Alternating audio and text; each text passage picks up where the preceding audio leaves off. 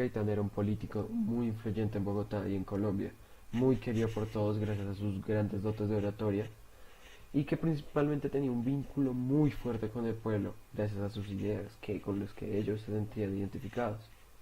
Y él era tan bueno que hasta su figura física era alabada por ellos y era un símbolo para ellos.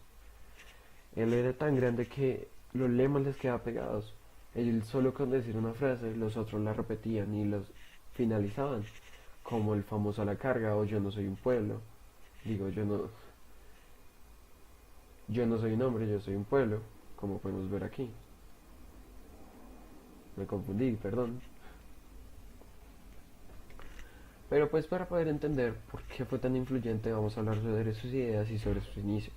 No me quiero detener mucho ya que esto es un breve resumen y la vida es tan larga que sinceramente se haría muy tedioso y muy largo el video. Entonces voy a resumir lo que más pueda. Él nace en un barrio muy pobre, con una madre maestra y un papá vende libros, por decirlo así, los cuales se denominan liberales, de clase obrera y en general pobres.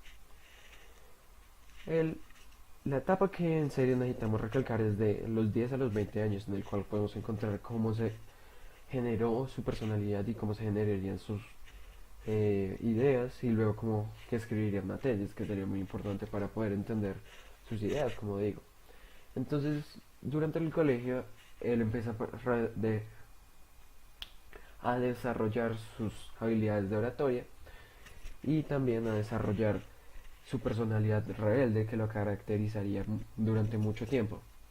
Entonces, durante esta época, que sería la de los colegios, hasta entrar a la universidad, empieza a hacer trabajos para el Partido Liberal porque empieza a escalar demasiado rápido gracias a su famosa oratoria y entra en, digamos, hacer discursos en Boyacá, que sería completamente conservador y varias veces lo intentaron linchar por eso, por lo que el pobre Gaitán varias veces estuvo a punto de morir linchado por intentar hablar sobre esto. Entonces, lo que próximo le recalcaría sería cuando entró a la Universidad Nacional y costeó la universidad para derecho penal, aunque no un derecho de la forma clásica, sino que empezó con el derecho positivista, el cual era muy distinto y ya lo hemos trabajado en clases sobre el positivismo. Y lo que podemos encontrar es que simplemente fue muy bueno, algo que muy poca gente había logrado. Y a ellos les había encantado, principalmente a la gente que lo escuchaba y veía sus dotes, cómo él aplicaba esto. Y podemos ver también en sus primeros casos cómo los aplicó y cómo fue de bueno y exitoso. Entonces, al final él se terminó graduando en Derecho y creando una tesis que se llamaría Las ideas socialistas en Colombia, la cual sería muy importante ya que esta define cuál sería su pensamiento.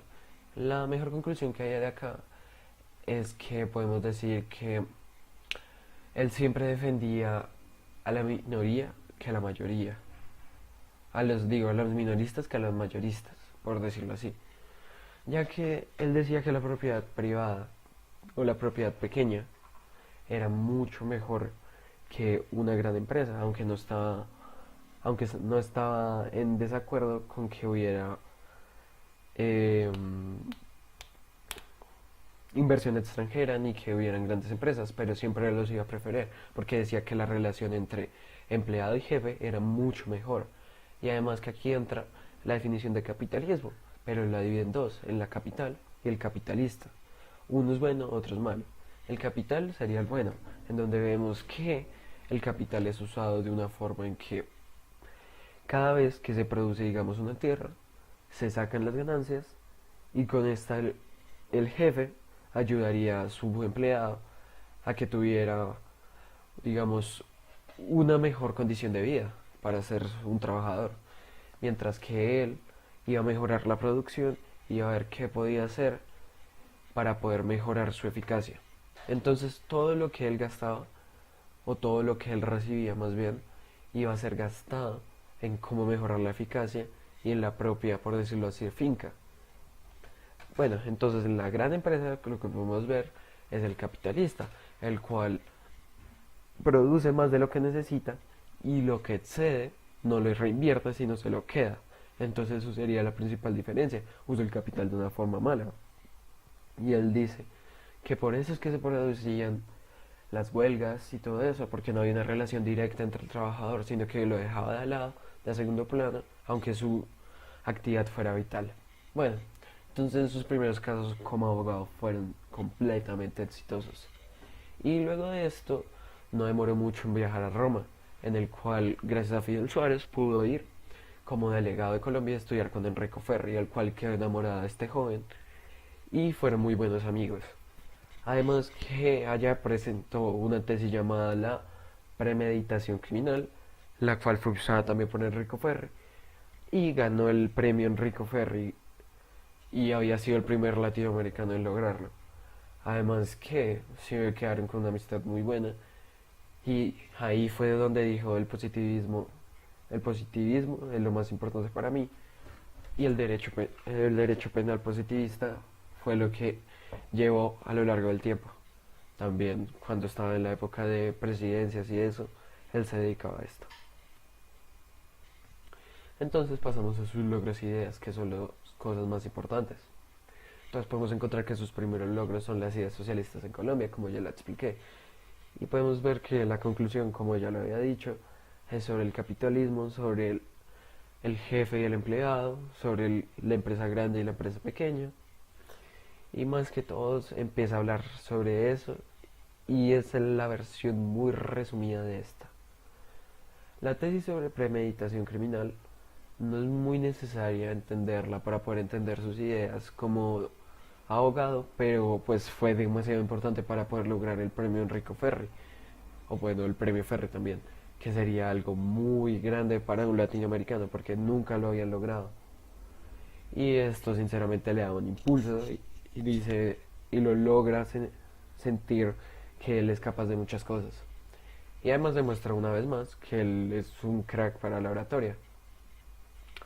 Bueno, entonces luego de esto, en 1928, vuelve a Colombia y empieza a defender sobre la masacre de las bananeras o la masacre hecha por la United Fruit Company y el gobierno. Y él va y defiende esto y en la Cámara de Representantes literalmente hace un berrinche diciendo la verdad, que es lo que pasa, y por lo que mucha gente decía que era un berrinche, que muchas cosas, pero al final estaba diciendo la verdad que estaban ignorando y defendió a las personas. Y esto tal vez fue el acto que lo impulsó en su carrera en el Partido Liberal. Lo hizo sentir que en serio él era alguien muy importante. Y gracias a esto fue donde empezó a las oratorias en público y a crear el vínculo con sus seguidores con sus seguidores, sí, con sus seguidores. Digamos, una de las cosas que les pedía era lo de las calaveras en la mano, que demostraran que él siempre estaba con ellos o algo por el estilo.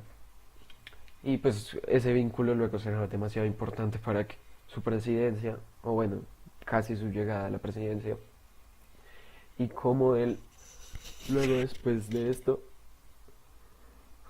perdón, se volvería un político muy, muy amado. Entonces, finalizando sería el primer momento en el que demuestra sus dotes.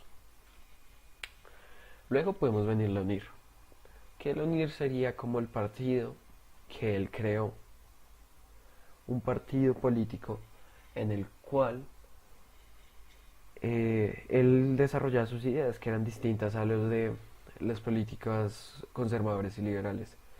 Eran en una manera bastante distintas y él mostraba lo que quería, pero más que ser como los partidos tradicionales, él hacía algo distinto. Él lo que hacía era demostrar que le importaba a su gente y lo que hacía era complementar un vínculo y decía que la educación era algo, una de las cosas más importantes y buscaba que la gente se volvieran ciudadanos, ciudadanos literalmente que sean bien vistos por el mundo. Y dijo, la educación es una de las cosas más importantes y sin educación va a seguir siendo humilde. Lo que buscaba era ser ciudadanos.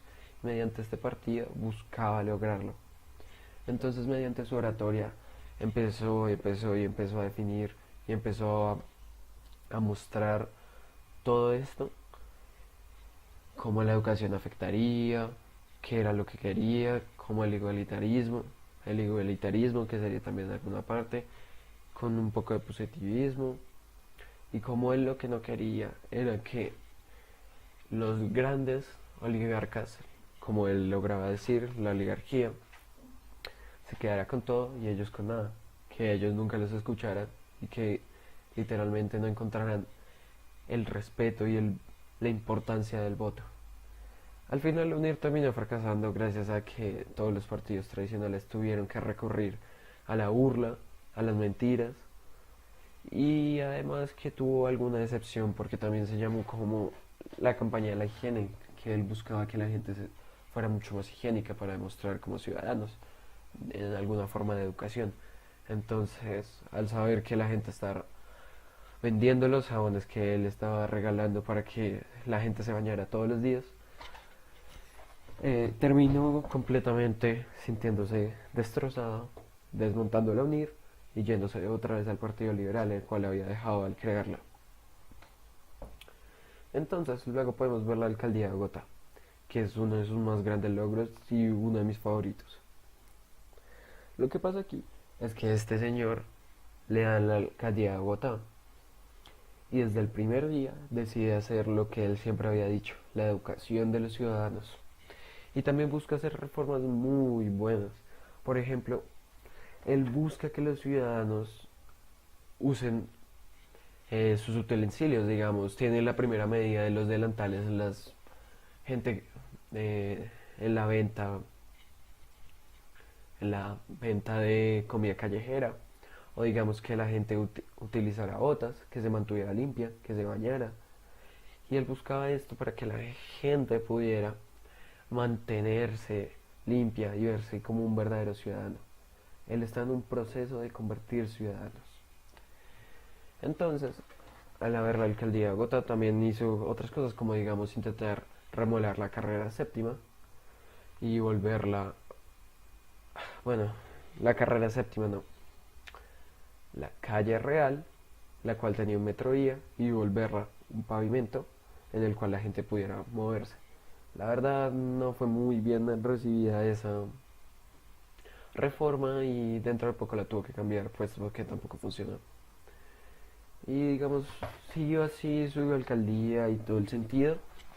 Y también hizo algo demasiado importante que ningún político había logrado hacer, ya sea por pena o ya sea porque no querían, porque eran demasiado tercos para darse cuenta.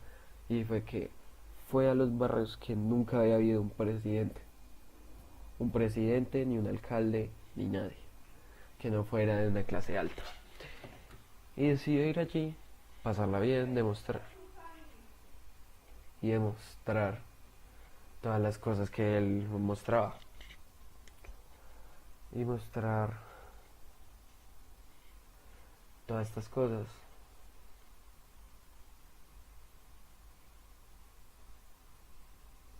Y mostrar cómo él a lo largo del tiempo ir a esos barrios y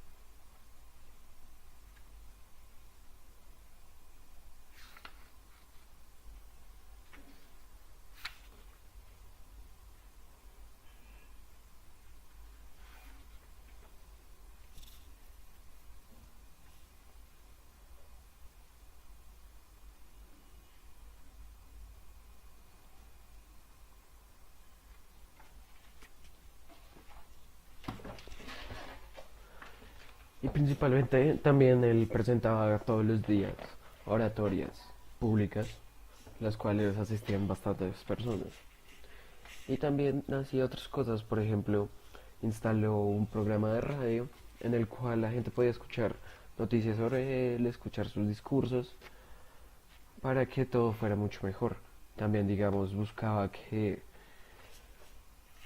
la gente cambiara su concepto sobre, bueno, y también sobre la rana, que es algo distinto y algo bastante gracioso sobre esta época, en el cual no tuvo mucho éxito y le fue bastante mal.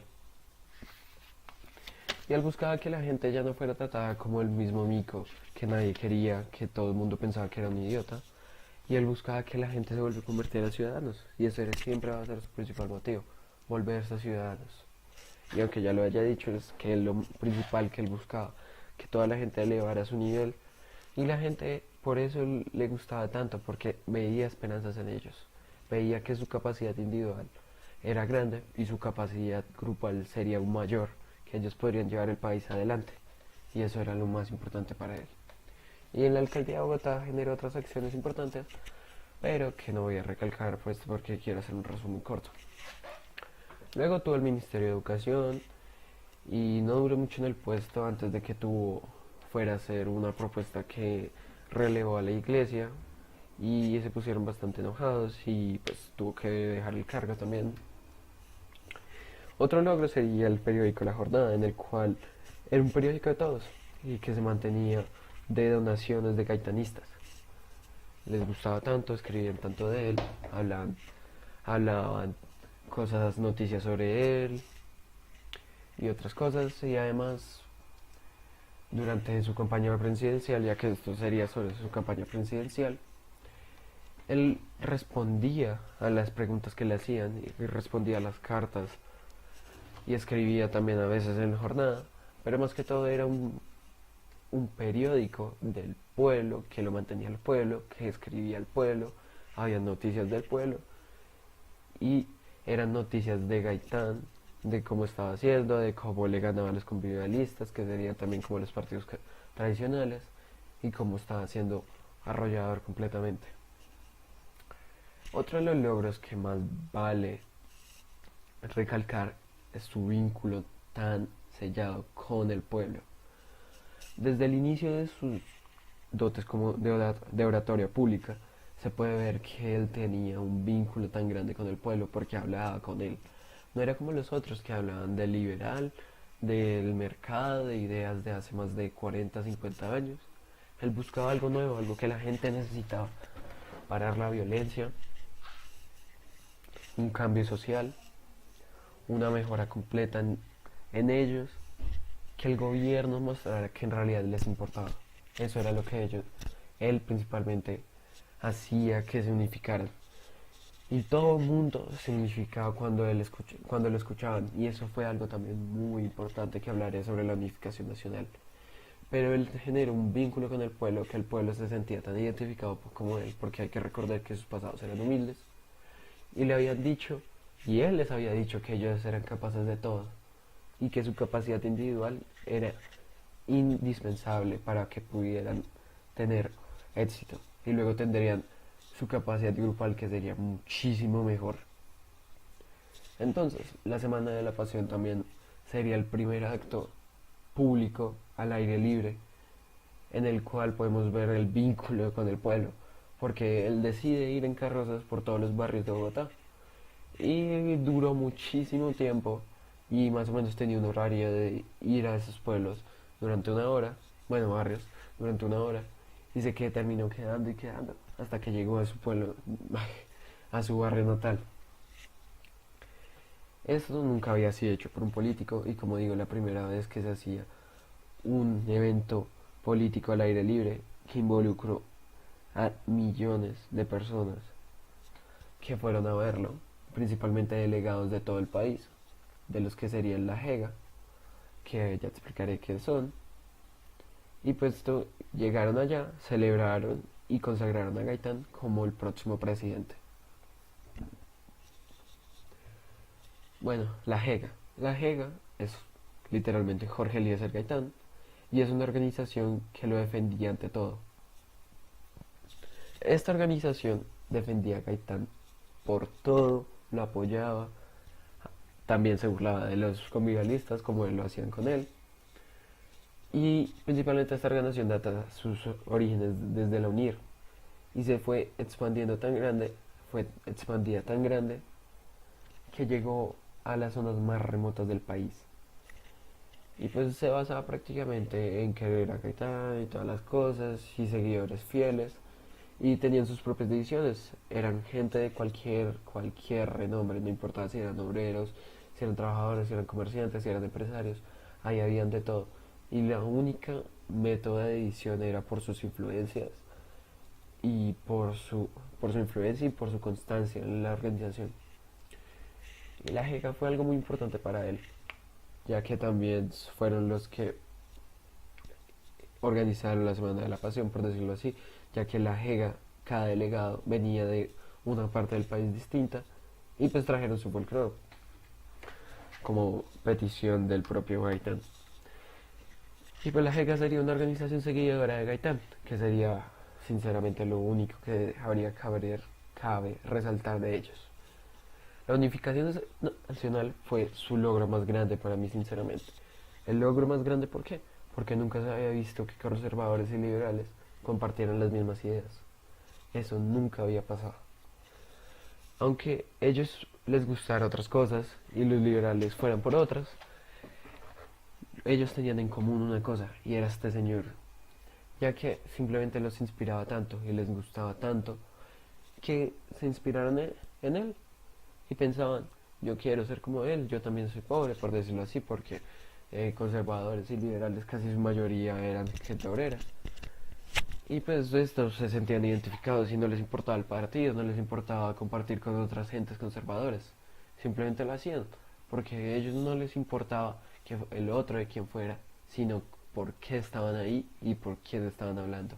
Están hablando por el grande Jorge Elías Gaitán, que había logrado unificar un país completamente dividido en dos bandas absurdas, que hasta él mismo dice que tienen las mismas ideas y que lo único que las mantiene vivas son el ego de los dos, ya que tienen lo mismo, buscan lo mismo y tienen un ego tan grande que nunca puede ser sellado.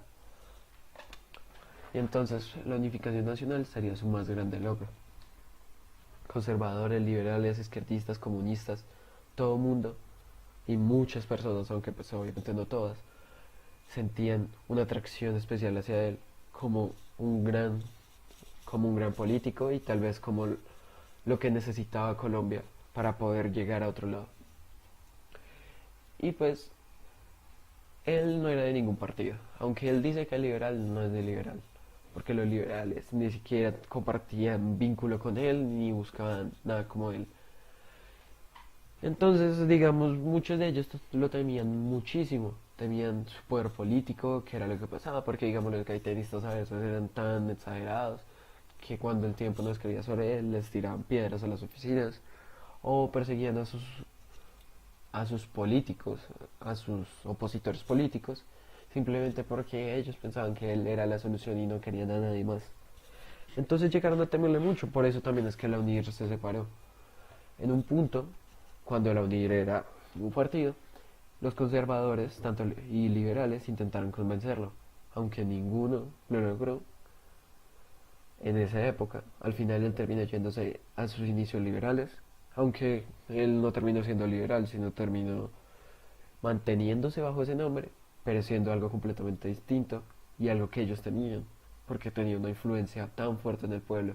Y ellos, los comunalistas, lo único que recorrían era decir que el único que buscaba era conseguir el poder, robar, que era un corrupto, que muchas otras cosas, a la burla, a la mentira y a cosas que nunca fueron comprobadas, porque ellos tenían miedo de lo que pudiera pasar si él llegaba, y más que si él llegaba, como él decía, no llegaría él, llegaría un pueblo. Entonces, para poder terminar sus logros, perdón, pues ahí termina sus logros normalmente, vamos a su presencia. Lo que digo es que su muerte, lo más importante para entender su muerte y poder entender por qué pasó el Bogotazo fue que su presencia era completamente desequilibradora. Solo encontraron en algún lugar hacer una oratoria, o como lo que hizo una tarde septentrina que mató completamente a la oligarquía, porque no tuvo que insultar, no tuvo que decir nada, solo tuvo que decir lo que venía a decir, decir sus ideas, decir qué era lo que íbamos a hacer y decir cómo la gente o cómo los demás no lo habían logrado, cómo los partidos tradicionalistas no habían hecho nada y cómo él quería cambiar. Mató ese día a todos los partidos políticos existentes y demostró que él era uno de los mejores políticos colombianos. Por eso su presencia es desequilibradora. Cosas tan pequeñas como su físico, su cara, la personalidad. Y como lo digo, solo tenerlo cerca podía desequilibrar, hacía que las muchedumbres se sintieran geniales, se sintieran alguien diferente, se sintieran grandes y no botados, tristes, deprimidos por los tratos que recibían normalmente por sus jefes, al ser obreros y pobres, y como todos los tradicionales los trataban como un montón de chatarra que no tenían nada de importante y no tenían ninguna idea que pudiera ser beneficiosa para el país. Y con esto termino lo que sería Jorge Eliezer Gaitán, el político más influyente para mi gusto en Colombia. Entonces, aquí podemos entrar al 9 de abril de 1948 o el famoso Bogotazo. ¿Qué pasa en el Bogotazo? El doctor Jorge Eliezer Gaitán va saliendo de su oficina a almorzar con sus compañeros, se le acerca el ya confirmado Juan Roa Sierra, le dispara 3 tiros y le ocasiona la muerte. Aunque intentaron salvarlo en el hospital, no lo lograron.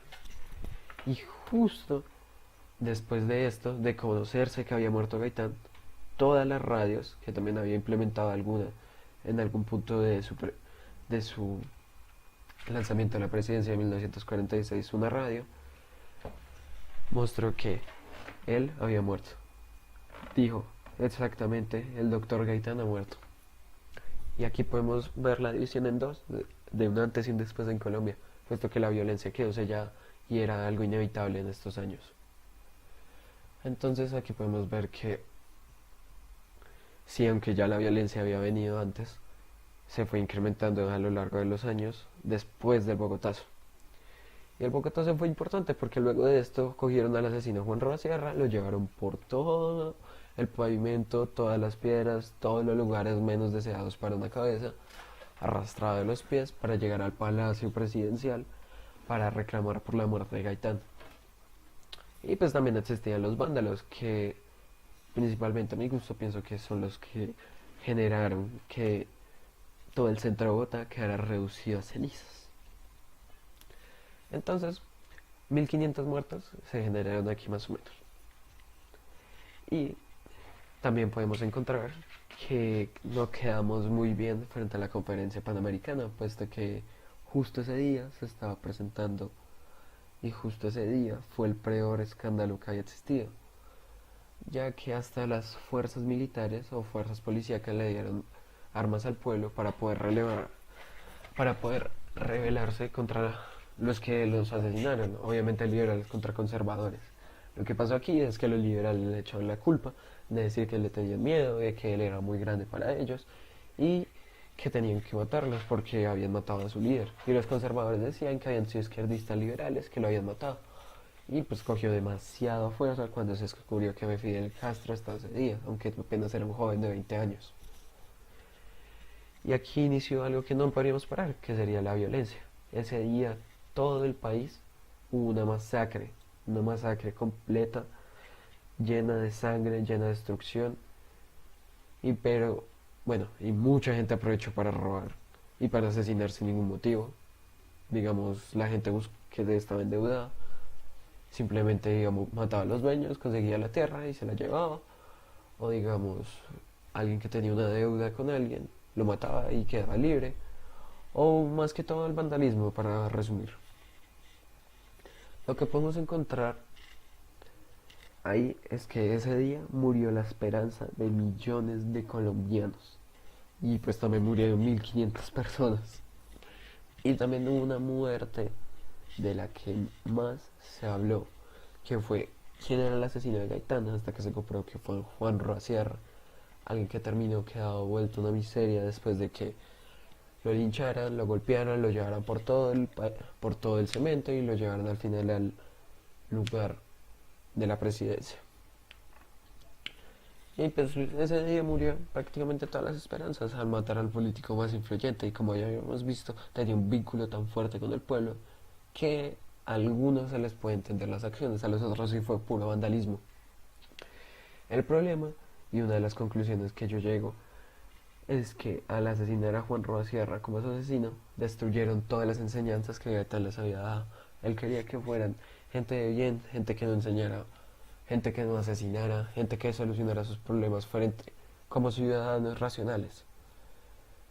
Pero bueno, Gaitán pudo cambiar muchas cosas en Colombia, pero fue asesinado lastimosamente y fueron desechadas muy rápido sus enseñanzas al asesinar a este señor y no haberlo llevado contra la justicia.